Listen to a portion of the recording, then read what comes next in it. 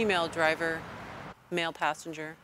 Female has a phone in her hand. I can see the screen lit, navigating with both thumbs. Distracted driving is responsible for more serious injury crashes and fatalities on our roadways than impaired driving. Yet despite increased costs and penalty points in excess of $500 in relation to distracted driving, we're still seeing a ton of drivers on their phones in their cars. We're constantly looking for new ways to combat this problem.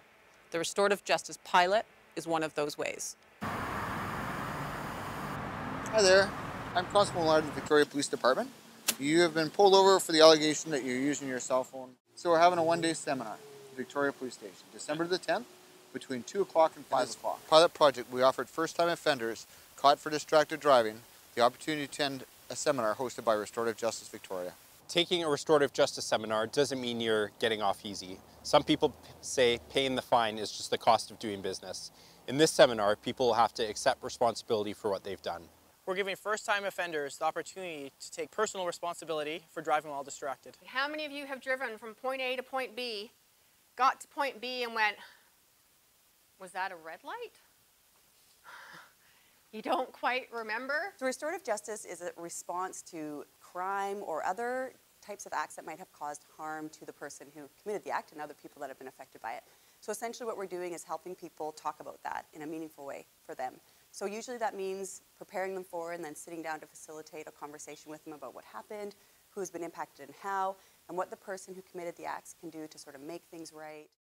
People don't really appreciate the carnage that's going on out there. Distracted driving can destroy families, can destroy people that are protecting us, like the police or the fire or the ambulance. And the real implications of just not really paying attention and doing your job out there. The only thing you can do about it is you guys. Being self-aware, going back to when you get in that vehicle, are you fully engaged and ready to drive? Distracted driving is something that's touched me personally. When it involved my then 8-year-old daughter, it was a game changer for me. And I realized that if people don't know what actually happens when that's going on with them, then how can they change their behaviors? And I think it's our responsibility to share that information in a way so that they can make safer choices behind the wheel, because the goal for everybody is to get home safe at the end of every day.